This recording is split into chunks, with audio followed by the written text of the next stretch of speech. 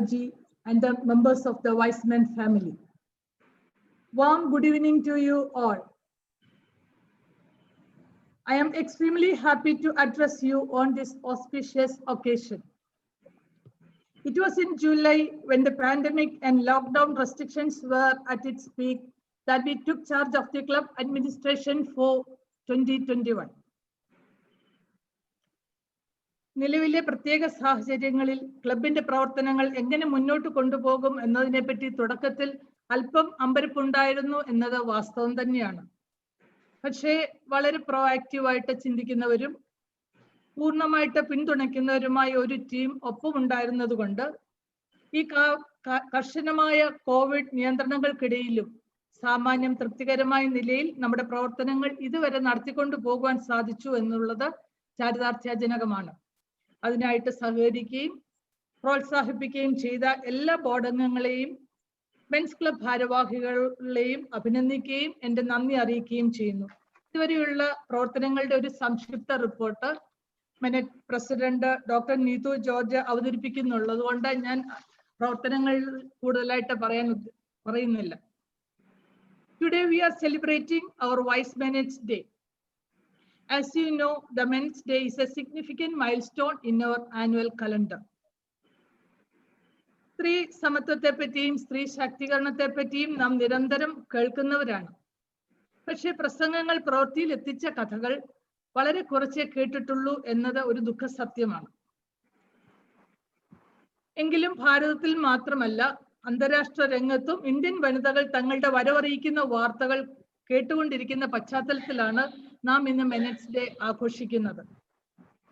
ചരിത്രത്തിൽ ആദ്യമായി അമേരിക്കയിൽ ഒരു വനിത വൈസ് പ്രസിഡന്റ് പദവിയിൽ എത്തിയപ്പോൾ അതൊരു ഇന്ത്യൻ വംശജയാണ് എന്നതും പ്രിയങ്ക രാധാകൃഷ്ണൻ എന്ന തനി മലയാളി മഹിള ന്യൂസിലൻഡിൽ ക്യാബിനറ്റ് മന്ത്രിയായി സ്ഥാനമേറ്റു എന്നതും നമുക്ക് അഭിമാനിക്കാനും ആഹ്ലാദിക്കാനും വക നൽകുന്നതാണ്.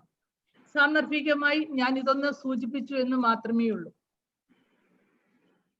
ഈ അടുത്ത സമയത്ത് യൂറോപ്യൻ സെൻട്രൽ ബാങ്കിന്റെ പ്രസിഡന്റും ഇന്റർനാഷണൽ മോണിറ്ററി ഫണ്ടിന്റെ ചെയർപേഴ്സണും ഒക്കെയായി വിരമിച്ച ക്രിസ്റ്റീൻ ലഗാർഡിന്റെ ഒരു പ്രസംഗം കേൾക്കുവാൻ ഇടയായി. According to her, women have great potential, but they are denied the opportunity to contribute their potential for the benefit of the world at large. She says we can unleash this stored potential with 3 L's, that is learning, labor and leadership. Learning എന്നതുകൊണ്ട് വിദ്യാഭ്യാസം, labour അഥവാ തൊഴിലവസരങ്ങൾ, leadership എന്നാൽ നേതൃത്വപരമായ അവസരങ്ങൾ. ഈ പ്രസംഗം കേട്ടപ്പോൾ തന്നെ ഇതിലെ ആശയത്തെ കൃത്യമായിട്ട് പ്രവൃത്തിപഥത്തിൽ എത്തിച്ച 2 പേരുടെ മുഖം എൻ്റെ മനസ്സിൽ തെളിഞ്ഞു വന്നു. അതൊരു ഡോക്ടർ റെജിയുടെയും ഡോക്ടർ ലളിതയുടെയും മുഖങ്ങളാണ്. 27 വർഷങ്ങൾക്കപ്പുറം തമിഴ്നാട്ടിലെ സേലത്തിനടുത്ത് പുരോഗതിയുടെ നേരിയ വെളിച്ചം പോലും എത്തി നോക്കിയിട്ടില്ലാത്ത സിത്ലിംഗി എന്ന ട്രൈബൽ ഗ്രാമത്തിനു വേണ്ടിയും അവിടുത്തെ പാവപ്പെട്ട ജനങ്ങൾക്ക് വേണ്ടിയും സ്വജീവിതം സമർപ്പിച്ച റെജി ലളിത ദമ്പതിമാരെ പറ്റിയാണ് ഞാൻ പറഞ്ഞു വരുന്നത്. സേലത്ത് നിന്നും ഏകദേശം 85-ലധികം കിലോമീറ്റർ അകലെ വാഹനങ്ങൾക്ക് കടന്നു ചെല്ലാൻ കഴിയാത്ത നിബിഡ വനമധ്യത്തിലുള്ള സിത്ലിംഗി എന്ന ആദിവാസി ഗ്രാമം, അവിടേക്കാണ് 1/4 നൂറ്റാണ്ടിനു മുമ്പ് ഡോക്ടർ റെജിയും ലളിതയും എത്തിച്ചേരുന്നത്. അവിടുത്തെ നിസ്സഹായരായ ജനങ്ങളെ സ്നേഹം കൊണ്ടും ആധുനിക വൈദ്യശാസ്ത്രത്തിൽ തങ്ങളാർജിച്ച കഴിവ് കൊണ്ടും കാരുണ്യപൂർവ്വമുള്ള പരിചരണം കൊണ്ടും പടിപടിയായി അവർ ഉയർത്തിക്കൊണ്ടുവന്നു. ആരോഗ്യ സംരക്ഷണത്തിൽ മാത്രമല്ല, വിദ്യാഭ്യാസപരമായും സാമ്പത്തികമായും ആ ജനതയെ സ്വയം പര്യാപ്തരാക്കി സമൂഹത്തിന്റെ മുഖ്യധാരയിൽ എത്തിച്ചതിന് പിന്നിൽ ഡോക്ടർ റെജിയുടെയും ഡോക്ടർ ലളിതയുടെയും അധ്വാനവും അർപ്പണബോധവും മാത്രമാണ്. അവിടെ ദശാബ്ദങ്ങളായിട്ട് വിവിധ രാഷ്ട്രീയ പാർട്ടികളുടെ ചൂഷണത്തിലും മുതലെടുപ്പിനും ഇരകളായി കഴിയാൻ വിധിക്കപ്പെട്ട ആ ജനത ഇപ്പോൾ അവരുടെ ശക്തി അവർ തിരിച്ചറിഞ്ഞു. അവർ തികച്ചും ഇപ്പം പ്രബുദ്ധരാണ്. ഈ കഴിഞ്ഞ തിരഞ്ഞെടുപ്പിൽ ഒരു പാർട്ടിയുടെയും ലേബലില്ലാതെ അവർ സ്വന്തം സ്ഥാനാർത്ഥികളെ നിർത്തി വിജയിപ്പിച്ചു. ചരിത്രത്തിൽ ആദ്യമായിട്ടാണ് ഇപ്പോൾ ആ പഞ്ചായത്ത് ഭരിക്കുന്നത് അവിടുത്തുകാർ രൂപം നൽകിയ ഒരു കൂട്ടായ്മയാണ്. വലിയ മാറ്റങ്ങളാണ് അവിടെ സംഭവിച്ചുകൊണ്ടിരിക്കുന്നത്. ഞാൻ ഒരിക്കൽ സിത്ലിംഗയിൽ പോയി കുറച്ചു ദിവസം അവരോടൊപ്പം താമസിച്ചു. അവിടുത്തെ കാര്യങ്ങൾ പറഞ്ഞാൽ തീരത്തില്ല.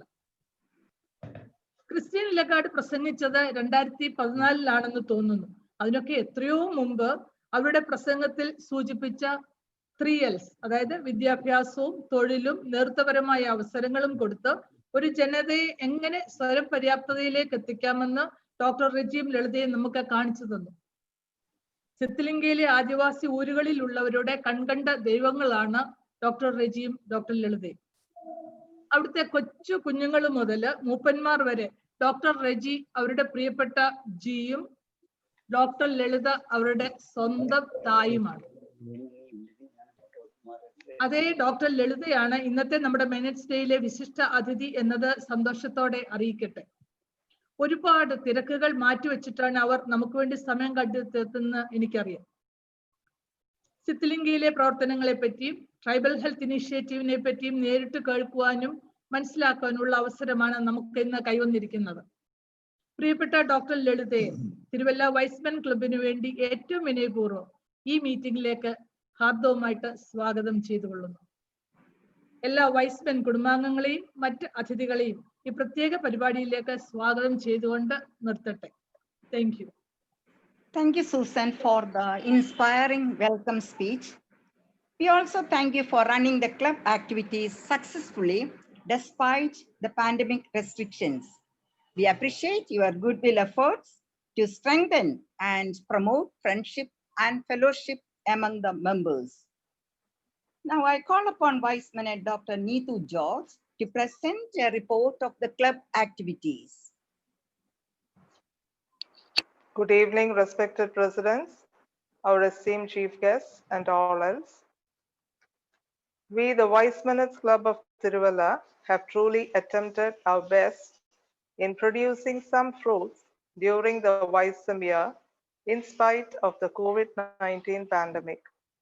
I am hereby presenting a brief report on the activities of Wise Minutes Club of Tiruvalla during the Wisdom year 2020-21. The Wisdom year started with the formation of the Minutes Board comprising of 17 members. This board is the backbone of the Minutes Club. The first board meeting was on 29th of July 2020, and till date, 4 meetings of the board has been conducted, of course, virtually. The board meetings are earmarked by active discussions and vital decisions. The minutes also does have good participation in all the virtual family meetings of the Wise Men's Club. The amount collected for the benefit of palliative care Tiruvalla in the last Wisdom year, amounting to rupees 50,000, was handed over to palliative care office bearers this year. All the minutes were much diligent in transferring the minute subscription amount through online and other modes. The minutes were paired for the conduct of a sale, and each minute contributed a minimum amount of rupees 500 towards the sale. Some contributed even more amount. The details of the sale, projects of the year, and other decisions of the minutes board were timely informed to all the Wise Minutes through a virtual meet. Like every other year, this year also, the minutes does have some good projects for the benefit of the society. One such project was distributing 100 N95 face masks for Tiruvalla Taluk Hospital. Other 2 projects are to donate a sufficiently good amount to Abhay Bhavan Tiruvalla and Shalom Karunya Bhavan Chengarur. A request from Abhay Bhavan was received for 3 wheelchairs. The project amount set apart for Abhay Bhavan would suffice for the request. The project fund comprises of annual subscription from minutes, collection towards project fund in the form of sale proceeds, and amount contributed by the Wise Men. The usual Onam and Christmas celebration initiated by the minutes was skipped this year considering the pandemic situation. The bank account of minutes, which was in a frozen state for a long term, was made operable recently. Sincere efforts of all the wise minutes and the backup of the wise men brought all humble endeavors to fruition. Thank you. Well done, Neetu. We appreciate your commitment and dedication to the work you have undertaken as the secretary of the club. Let's now listen to a solo by Vice Minister Suma Jacob. കേൾക്കാമോ? Welcome. കേൾക്കാം. വൃശ്ചികരാത്രിതൻ അരമന മുറ്റത്തൊരു പിച്ചകപ്പൂ പന്തലൊരുക്കി വാനം പിച്ചകപ്പൂ പന്തലൊരുക്കി വൃശ്ചികരാത്രിതൻ അരമന മുറ്റത്തൊരു പിച്ചകപ്പൂ പന്തലൊരുക്കി വാനം പിച്ചകപ്പൂ പന്തലൊരുക്കി നാലഞ്ചു താരകൾ യവനികയ്ക്കുള്ളിൽ നിന്നും നീലിച്ച കൺമുനകൾ എറിഞ്ഞപ്പോൾ നാലഞ്ചു താരകൾ യവനികയ്ക്കുള്ളിൽ നിന്നും നീലിച്ച കൺമുനകൾ എറിഞ്ഞപ്പോൾ കോമളവദനത്തിൽ ചന്ദനക്കുറിയുമായി ഹേമന്ത കൗമുദി ഇറങ്ങി വന്നു.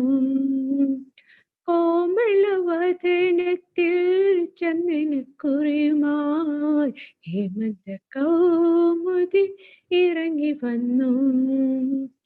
വൃശ്ചികരാത്രിതൻ അരമന മുറ്റത്തൊരു പിച്ചകപ്പൂ പന്തലൊരുക്കി വാനം പിച്ചകപ്പൂ പന്തലൊരുക്കി.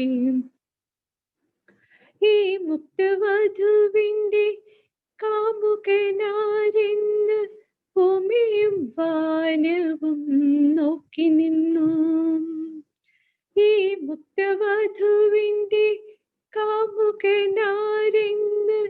ഭൂമിയും വാനവും നോക്കി നിന്നു. പരിണയം നടക്കുമോ മലരിന്റെ ചെവികളിൽ പരിമൃദു പവനൻ ചോദിക്കുന്നു. പരിണയം നടക്കുമോ മലരിന്റെ ചെവികളിൽ പരിമൃദു പവനൻ ചോദിക്കുന്നു. വൃശ്ചികരാത്രിതൻ അരമന മുറ്റത്തൊരു പിച്ചകപ്പൂ പന്തലൊരുക്കി വാനം പിച്ചകപ്പൂ പന്തലൊരുക്കി. വൃശ്ചികരാത്രിതൻ അരമന മുറ്റത്തൊരു പിച്ചകപ്പൂ പന്തലൊരുക്കി വാനം പിച്ചകപ്പൂ പന്തലൊരുക്കി. Thank you, Suma. We enjoyed this all-time favorite song. With immense ubuntu, that is humanness, in her heart and dedication in her mind, Dr. Lelita, together with her husband, Dr. Reji, have established beautiful communities at the foot of Sithilingi ranges in Dharmaburi district of Tamil Nadu. Her medical and social work among the hill tribes of the valley has become catalyst for changes, leading to the including of the excluded and mainstreaming of the marginalized. Moved from compassion to action, her lifetime of calling and mission has become elixir, Jeevamrudam, for the forgotten and neglected people in the valley. There are a lot more about her. I call upon Vice Minister Anne Ranjit to introduce her formally to the gathering. Anne Ranjit.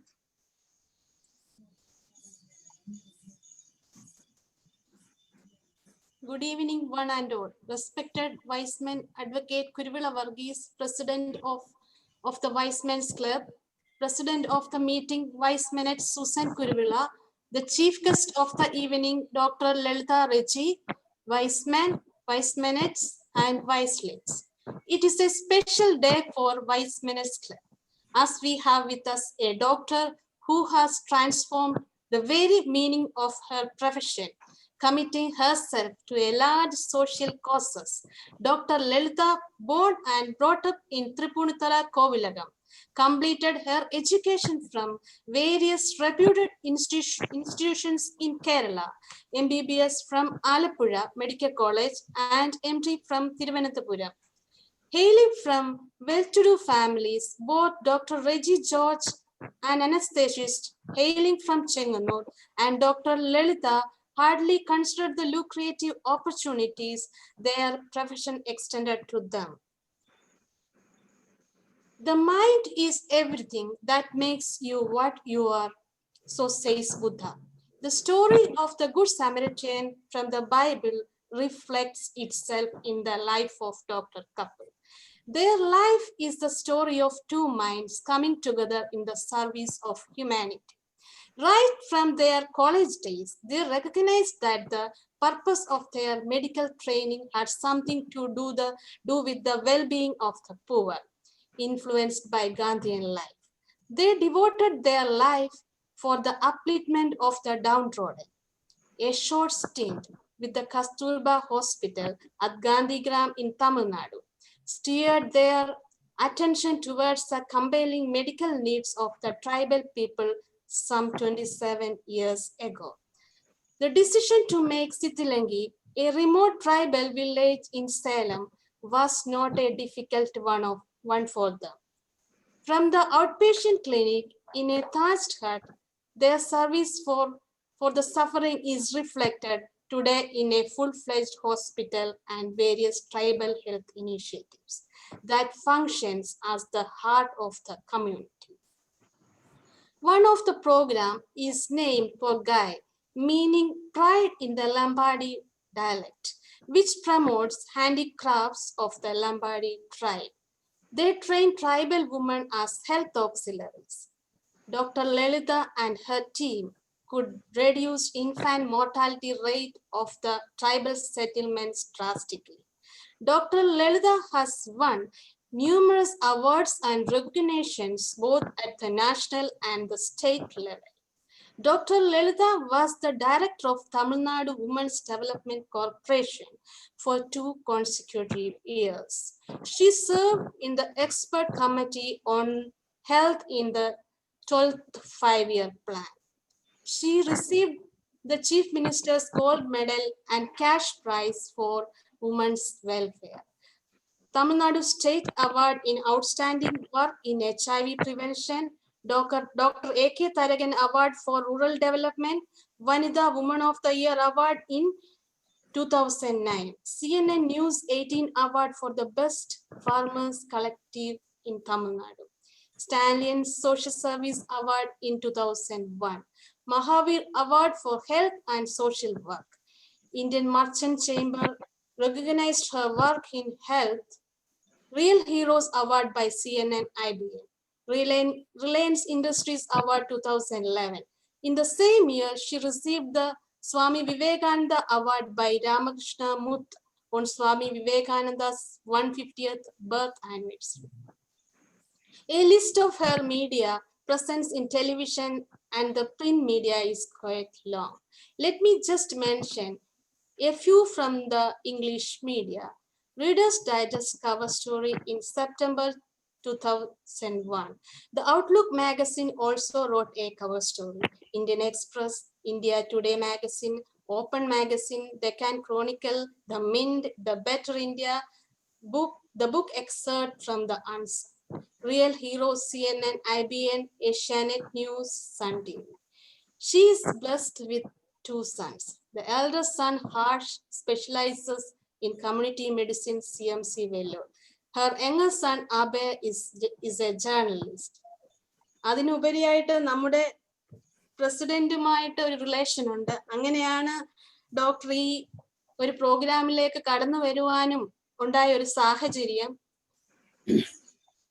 Dr. Lalitha is a real heroine. പറയുവാണെങ്കിൽ Dr. Lalitha ഒരു real heroine in the community, in the world of community development. I wish that the God, the Almighty, blesses all her future endeavors. Dear Mom, we are eager to listen to you talking about your Sithilangi experience. Thank you, one and all. Thank you, Anne.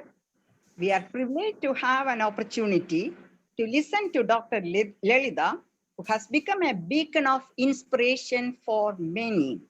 With a sense of respect and highest regards, I request her to make the keynote address. Am I audible? Am I audible? Yes, madam. Okay. Respected elders and dear friends, I would like to thank all of you, especially Susan and Achamunchain, to have given this opportunity to be with you this evening. I'm not so comfortable with a virtual kind of meeting like this. I'm not even a person who makes a phone call very often, no, because I feel that there is something personal which is missing when you are not together. So I wish this could have been a different meeting, no, but because of the pandemic and the present times, there is no other way. So I thought that I would divide the time into two parts. The first one, the first half maybe, I would like to share with you in 15 minutes our journey in the last 27 years. And maybe the later half, I thought I will share with you some of my own reflections and learnings during this journey. So we came to Sithilingi in 1993. We were working in Kasturba Hospital, Gandhigram, near Madurai before that. It was a nice place and a lot of nice people there and good learning experience for us. But we realized that we had to work more with the community, closer to the community. That is why we decided to come out of Gandhigram. And the reason why we decided on Sithilingi is that we wanted to work in a place where we are needed most. So we looked at the whatever health statistics available and at that point about the health infrastructure and healthcare facilities of all the tribal areas in Tamil Nadu, and shortlisted 3 places which were furthest from a healthcare facility. And Sithilingi happened to be one of those 3. And we thought that we will go to each of them, find out whether there is a need or not. We came to Sithilingi first, realized that there is a need, and then stayed on. We didn't go to the other 2 places. So by the time we had moved to Sithilingi, we had formed a trust with called Tribal Health Initiative, along with 2 other senior friends who had similar thoughts. And in Sithilingi, we started with a small outpatient facility in a small hut, which the local people helped us build. And then which later on became a 10-bedded hospital with a labor room and an operation theater and basic neonatal care and all. Now it has grown into a 35-bedded hospital, which looks after most of the secondary healthcare facility. One of the main things which we did from the beginning is that we wanted to train the community. We wanted all of our staff to be from the community. So we trained young girls who had passed 8th standard. Sitalingi only had up to 8th standard at that point. So the maximum educated, formally educated people we got were 8th standard. So we trained them as health workers. When I say health workers, it means much more, no, because they do nursing, but they are much more skilled than the normal nurses that you see. They do a whole lot of what doctors do. They diagnose and treat and manage ICUs and do small surgeries and manage anesthesia, a whole lot of things, no, manage community health program, whole lot of things. They are multitasking people. They manage our hospital. Then we did train another cadre of health workers, whom we call as health auxiliaries.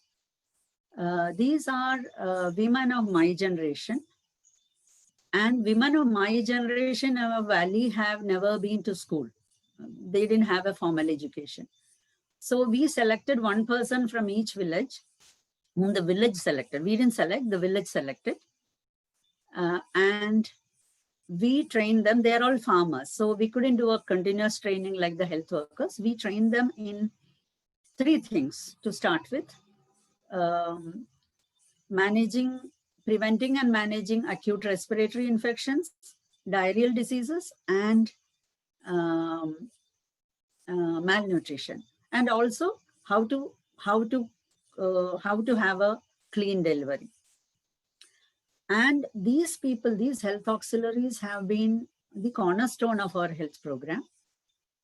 When we came here, our infant mortality was 147. That is, if 1,000 children are born alive, 1,000 babies are born alive, 147 of them wouldn't see their first birthday. So this figure was very unlike the rest of Tamil Nadu, no, or any of the southern states. It was like something which you see in Orissa or Jharkhand or UP or some of those states. But we have pockets of that in South India also. So with their work, our health auxiliaries in few years brought their infant mortality down to 20, which took many years for the Tamil Nadu state to come to that level. And also we had a lot of maternal mortality at that point, which also was brought to nil. Now, after 10 years of work, we had set up a hospital. It was functioning. People was taking care of them. We had the community health program set up. We wanted further direction, what to do next. When we came here itself, we knew that health care alone is not going to improve the health of a community. We knew clearly that we have to work on prevention of illness and promotion of health, and that has to come from the community. For any community, whether it be urban or rural, to be healthy. So we wanted further direction, what to do next. And so we thought the best people to give that direction will be our own people. So what we did is that we closed down the hospital literally for 3 days a week, managed only emergencies. And we all, the whole team, walked from village to village. Morning we'll walk from here to one village, however far it is. Visit every single family in that village, just a social visit.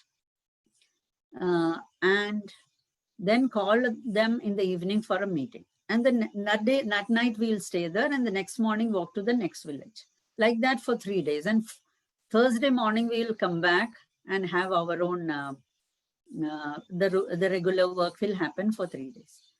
So in these meetings, we told the people that we are here not to talk about the hospital or any illness, but about health. Whether we are healthy, health in its wider meaning, and if we think that we are not, then can we think about the reasons for that, the ill health? And if we can find out the reasons, can we do together something together? Can we together do something about it? These meetings were very well attended, and they talked about a lot of things: lack of infrastructure facilities, lack of transport, lack of the presence of alcoholism, a lot of things people talked. But the main thing, one thing which across all villages talked about was about agriculture. They said that they have moved away from the traditional way of agriculture, and the traditional crops are less, and they have introduced newer crops, irrigated crops, and they are all indebted because of that. They don't know how to come out of that debt. So we said that, okay, we also don't know anything about it, but if we think that we need to come out of this problem on farming, let us start talking about it. So we said that we can form farmers groups where we can discuss about it. So a few villages, they came up to us, said that, no, we can start farmers groups. And we started discussing about things. And we all went out to many other organic farmers in Karnataka, Tamil Nadu, meeting them. We brought other farmers here, and what started as a few small farmers group have now developed into a society of 500 small organic farmers. All are small farmers, just 1 to 3 acre land holding. It's called Sithalingi Organic Farmers Association. So whatever is extra from the family's need, because our people mostly grow food crops only, and that is our main importance. Know that your food should come from your own land. That you have to look after your own health and nutrition if you are a farmer. That is our first thing. So whatever is extra, then we value add. Our women value add to those products, and we sell it to the organic markets. It is also a producer company now. Another society which happened during that time is called Porgai Artisans Association, which is a society of 60 Lambadi women who have revived their traditional craft of hand embroidery. So why we did all these livelihood programs is because by then we realized that migration is an issue, because our people are small farmers, and with 1 to 3 acre land holding, especially when in years when there is not much rain, they can't survive with that. So they are forced to migrate to Kerala, migrate to Tirupur, migrate to different places. It brings in money, but it has its own social and health problems. So when our people realize that if you can get half what you earn in the city here around the year, they are happy to stay here. So that is why we looked at all the, started in a small way, a lot of livelihood programs. So if in Porgai, for example, out of the 70 people working in Porgai, the artisan, 67 of them are women, sorry. 60 of them would have been elsewhere as migrant laborers if Porgai was not there. So it doesn't mean livelihood alone. It means a whole lot more than that. Another interesting thing which happened in the last 2 years is that 2 years back, some of our friends who are working on giving awareness for local governance told us that they can help us and come here and train all of us about local governance, the governance at the panchayat level. So we all got trained a little bit, you knew more about local governance. And we all started going to Gram Sabhas regularly, which happened 4 times a year all over India. So we started going for it. So you must know that in Tamil Nadu, for the last 4 years, there was no panchayat, local panchayat, because the election didn't happen. And it was whatever the panchayat president and the panchayat team were doing were done by by a special officer in the BDO's office. And enormous amount of corruption was happening during that period. So we started going for the Gram Sabhas and people started asking questions. 500 people and all in a Gram Sabha, no, mostly women and all that started happening and asking questions to the government officials. So they were little taken aback, but nothing was happening. So after a point, our people realized that, no, how long can we keep on asking questions and nothing happening? So why can't we have our own Panchayat president? So all the groups together worked on it, and then they selected one of our health workers called Madheshwari to represent us as the Panchayat president. There were 8 other contestants supported by different political parties and all that. And in the team, this whole team decided that we will campaign this election without money, without alcohol, which is a no, normally. Alcohol and money plays a lot part in elections. And we won. It is just the people's being together, and Madheshwari is our Panchayat president. It happened last November, and then soon, they took charge in January, and soon COVID struck.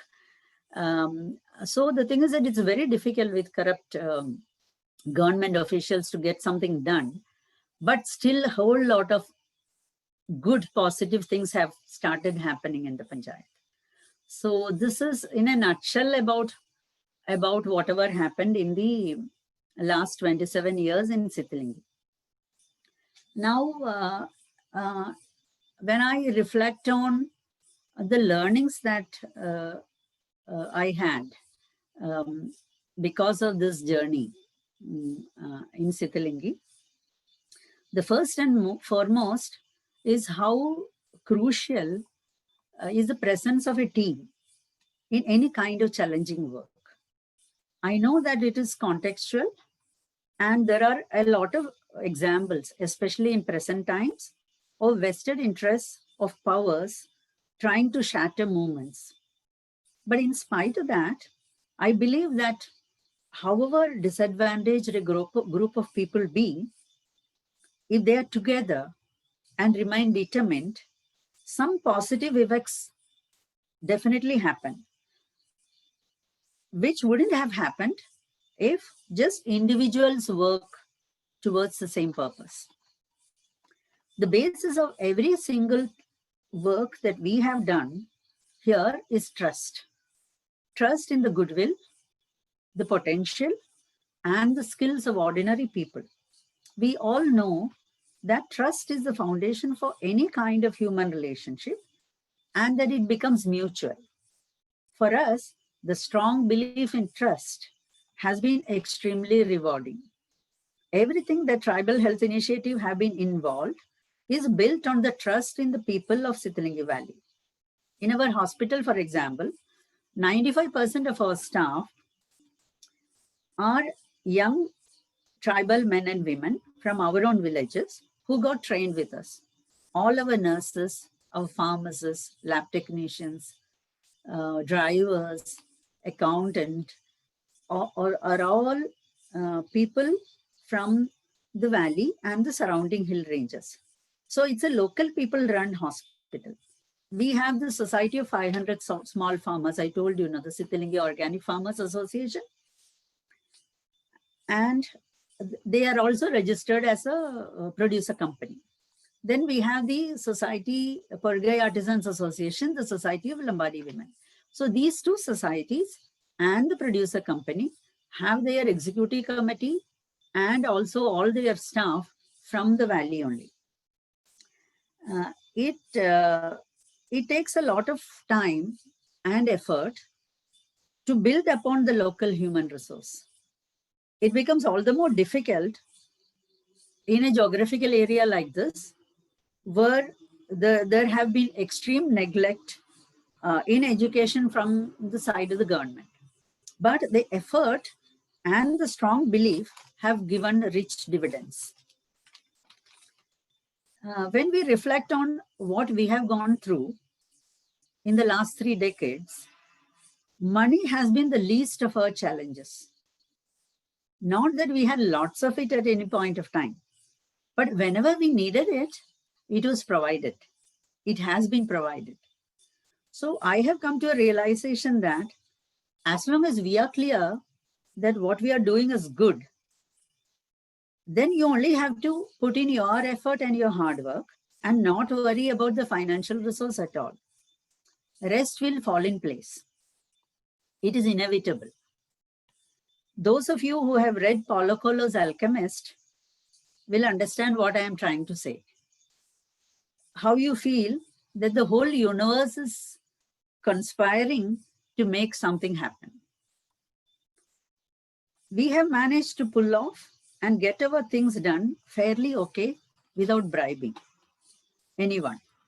As an organization, we naturally have to approach government officials for many administrative necessities. We are surrounded by an extremely corrupt government system. When we go to them, our stand have been that we will stand clean, even if it takes a lot of time, even months or years to get the work done. Our first electricity connection, for example, was delayed for 1.5 years because we refused to give bribe. But we managed our outpatient, a few deliveries and few emergencies which came then, with 2 solar lanterns which we had at that point.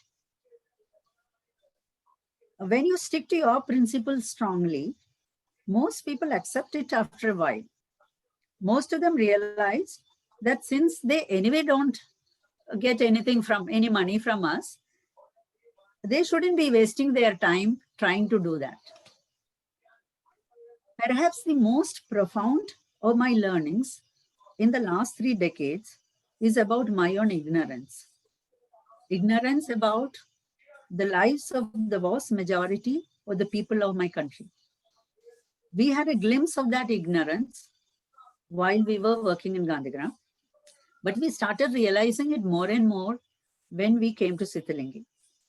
Most middle-class people of my generation in India are cocooned in our own socio-economic, academic, and community circles without knowing anything significant about the lives of people who are far less privileged because of their own birth. The middle class of the generation next to ours is even worse. They are not only cocooned, but they also prefer to look away.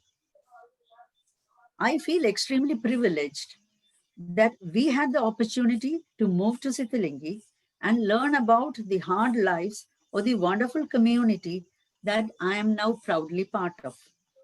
On one side, we have realized that we have come up so far in life only because of the privileges in every possible manner in every stage of life. On the other hand, we are amazed at the knowledge, the skill, and the collective wisdom of a community which the middle class consider as uncivilized.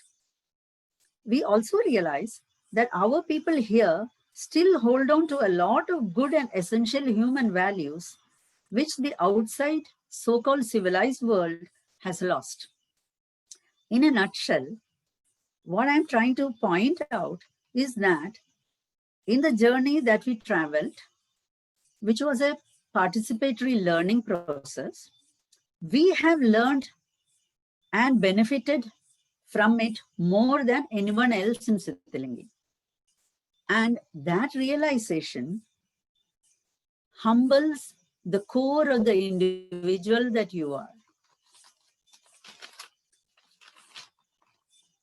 Another fact that we have learned is that if you are open-minded, then there is a whole new world of things around you to learn. So you don't have to remain a prisoner to certain confirmed norms in a narrow cell within which you worked so far.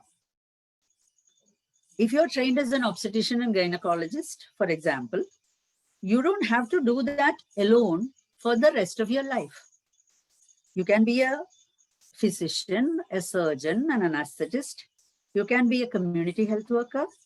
You can learn sociology and also become a student and a practitioner of human psychology. You can be interested in farming or craft or governance. There is no boundary for that, as long as you are willing to learn and adapt to a situation. In Tribal Health Initiative, most of us capitalize on this great idea and are all multitaskers. When we think about ourselves and our lives, there are two aspects about it. The first is what I want from life. But there is another side to it.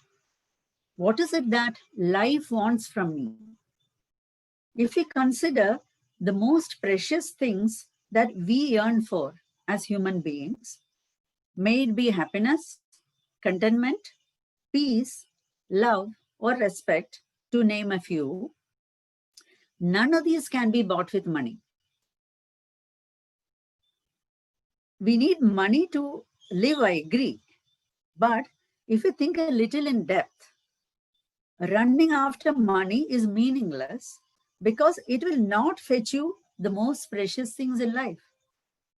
If you start looking at the other side as to what life wants from you, then you will start searching for a meaning for your life, a meaning beyond the narrow walls within which one was till now. I had a privilege to visit Anandavan in Maharashtra to meet the renowned social worker Baba Amte when Baba was alive. There, in front of his office, was written these 3 lines which summarized his life. I searched for God. I didn't find him. I searched for my soul. I couldn't get it. I searched for my brethren, and in them, I found all 3. I think that these simple sentences, which were the motivational force for a great man, could be the motivation for any one of us who have found a meaning in life which is beyond oneself. Thank you.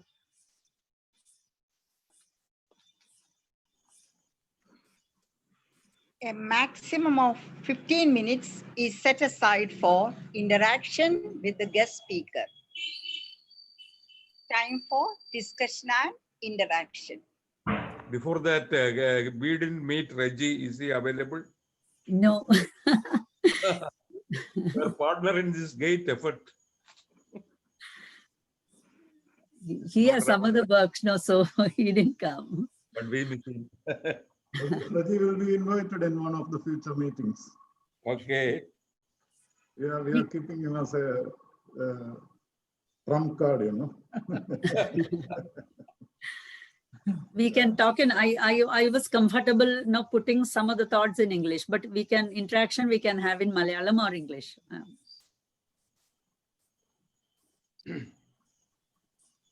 Madam, may I speak? You are the antithesis of all. നമ്മുടെ പിള്ളേരെ വളർത്തിക്കൊണ്ടുവരുന്നതിലും നമ്മുടെ ജീവിത ലക്ഷ്യങ്ങളിലും എല്ലാമുള്ള ഒരു ആന്റിതീസിസ് ആണ് നിങ്ങൾ രണ്ടുപേരും. കാരണം എന്ന് വെച്ചാൽ എന്താണ് ജീവിത വിജയം എന്നുള്ളതിനെ പറ്റി നമ്മൾ പിള്ളേരെ പഠിപ്പിക്കുന്നതും നമ്മൾ തന്നെ ധരിച്ചിരിക്കുന്നതും ഒക്കെ ആയിട്ടുള്ള വ്യത്യസ്തമായിട്ട് ഒരു ഹോൾ ഡിഫറെന്റ് കൺസെപ്റ്റ്. അതാണ് ഇപ്പം ഞാൻ കേട്ടത്. എന്താണ് നിങ്ങൾ എങ്ങനെ പോകുന്നതിനോടൊരു ബേസിക് മോട്ടിവേഷൻ എന്തായിരുന്നു? തുടക്കം എങ്ങനെയായിരുന്നു? അങ്ങനെ ഒരു പോയിന്റിൽ തുടങ്ങിയതൊന്നുമല്ല. കുട്ടിക്കാലത്ത് തൊട്ട് ഞാൻ സ്കൂളിൽ പഠിക്കുന്ന കാലം തൊട്ട് എനിക്ക് തോന്നിയതും റെജി സ്കൂളിൽ പഠിക്കുമ്പോൾ റെജിക്ക് തോന്നിയതും ആയിട്ടുള്ള കുറെ കാര്യങ്ങള് പിന്നീട് വളർന്ന് ഇങ്ങനെ ഒരു ഇതിലായതാണ്. ബട്ട് ബേസിക്കലി എന്നെ സംബന്ധിച്ചോളം സ്കൂളിൽ പഠിക്കുമ്പോൾ തന്നെ ഞാനൊരു ഡോക്ടർ ആവണമെന്നും ഒരു ഡോക്ടർ ഇല്ലാത്ത സ്ഥലത്ത്, ഡോക്ടറിനെ ആവശ്യമുള്ള സ്ഥലത്ത് ഒരു ഡോക്ടർ ആവണമെന്നുമുള്ള ഒരു തോട്ട് ഉണ്ടായിരുന്നു.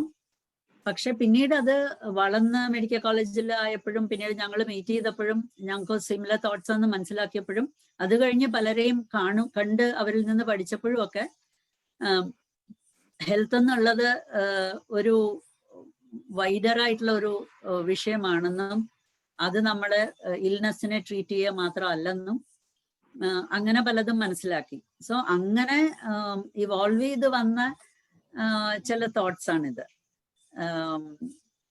പക്ഷേ എനിക്ക് ആലോചിച്ച് നോക്കുമ്പോ അതൊരു എന്താണ്, എനിക്കൊരു പലരും അതൊരു റെയർ ആയിട്ട് അല്ലെങ്കിൽ ഒരു അബ്നോർമൽ ആയിട്ട് പറയും. പക്ഷെ എനിക്ക് അങ്ങനെ തോന്നണില്ല. ബിക്കോസ് ഒരു ഡോക്ടർ എവിടെയാ വേണ്ടേ? ഡോക്ടറിന് ആവശ്യമുള്ള സ്ഥലത്തല്ലേ, ഡോക്ടർ ഇല്ലാത്ത സ്ഥലത്തല്ലേ. അതിനൊരു അബ്നോർമാലിറ്റി എനിക്ക് തോന്നണേയില്ല. അതൊരു നോർമലായിട്ട് ഈ എന്താ പറയാ ഇപ്പൊ എല്ലാവരും ബ്രൈബ് കൊടുക്കാൻ തുടങ്ങിയ ബ്രൈബ് മേടിക്കാത്ത ഒരു ഓഫീസർ അബ്നോർമൽ ആവും. പക്ഷെ സോ നമ്മൾ അങ്ങനെ ചിന്തിക്കാൻ തുടങ്ങി. എല്ലാവരും നുണ പറയാൻ തുടങ്ങിയ ഒരാൾ സത്യം പറയുമ്പോ അത് അങ്ങനെ. So I don't think we did something other than normal എന്ന്. ഐ ഡോണ്ട് നോ, ഞാൻ ആൻസർ ചെയ്തോ, ക്വസ്റ്റിനെ ആൻസർ ചെയ്തോ, അഡ്രസ് ചെയ്തോന്ന് എനിക്കറിയില്ല.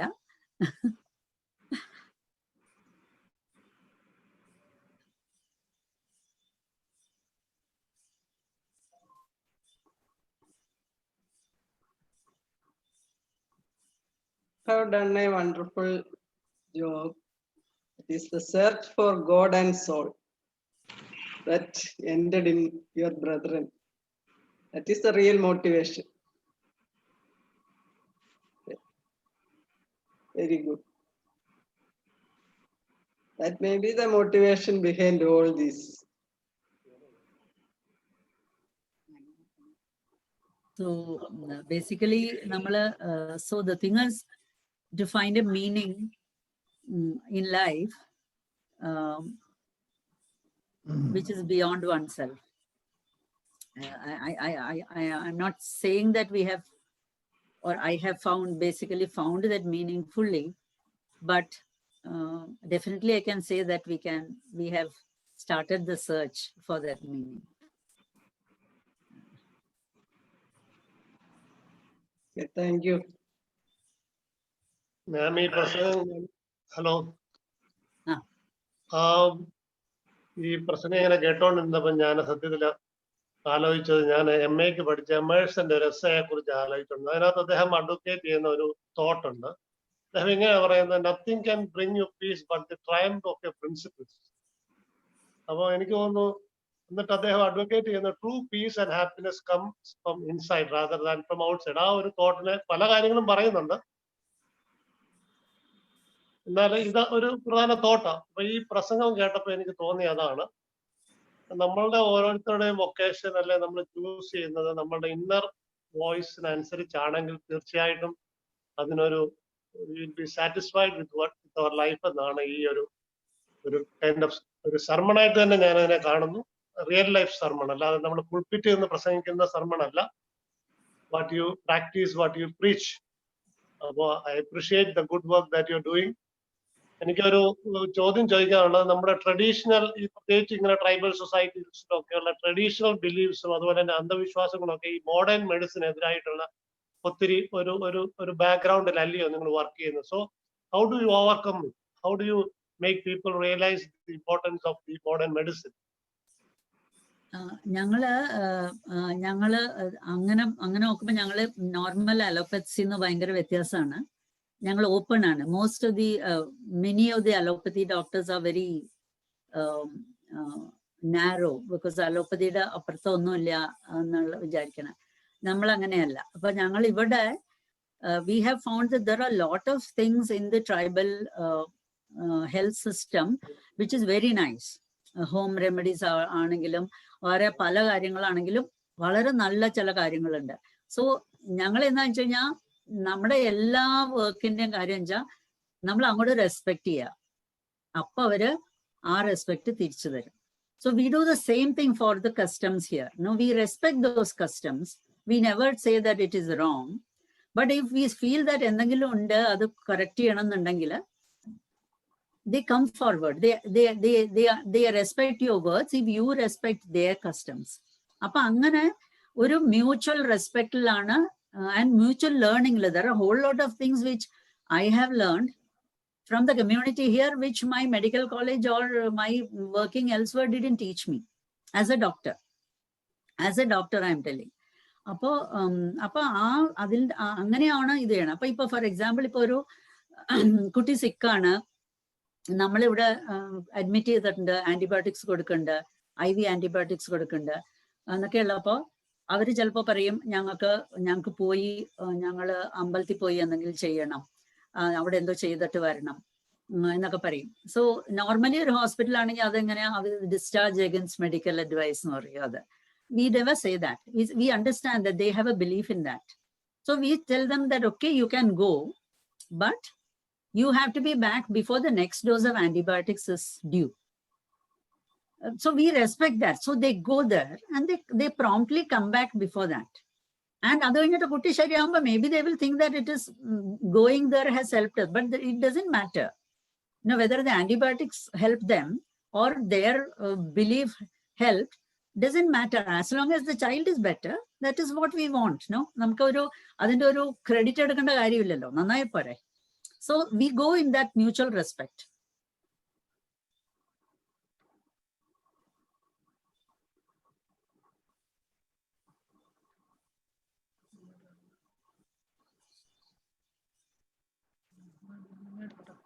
ആ പ്രോസസ്സിൽ do you think that allopathy or the modern medicine can learn from the tribal medicine?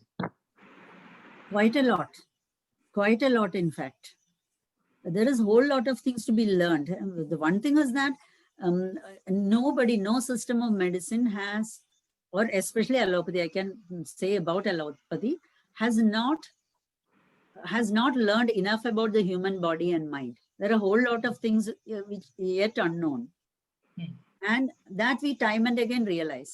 Appo, what is wrong in looking at the other aspects? No, ഞങ്ങളുടെ ഇവിടെ കുറെ സാധനങ്ങളുണ്ട്. Like for example, somebody did with a blast injury in his hand, all shattered. So this was in the early days. We repaired it. No, we debrided it and cleaned it and all. Gave him antibiotics. And he came for 2 days for dressing and then he disappeared. This was when we had just one small hut. If it was in a tertiary hospital, 3 sets of surgeons would have worked on his hand. No, a vascular surgeon, a plastic surgeon, a hand surgeon, all of them would have worked on his hand. We had a few instruments at that point, and I did a debridement and gave her antibiotics and said 2 days he came, then he disappeared. I was really worried. No, what is happening to this boy? And what will happen, whether the hand will go gangrenous, whether we will have to amputate him, all that worry. And we didn't know his house also at that point. Then he disappeared. Then some 2 years later, this boy comes for something else. So I recognized and I asked him what happened. So he showed his hand, perfectly healed. So I asked him what happened. Did someone take you to Salem? And did you go to a tertiary hospital to do it and all? Because you disappeared from here. He said, no, I didn't do it. I did not do Vaidyam. There is someone Vaidya in my near my home and he did it. Anyway, you had done the initial thing well, no? So he did it and it healed. So none of my colleagues, no, in allopathy will call this as a very rare miracle or no, may not believe it. But there are a lot of things like that, which we have learned from experience. It's unbelievable, isn't it? Yeah. Thank you.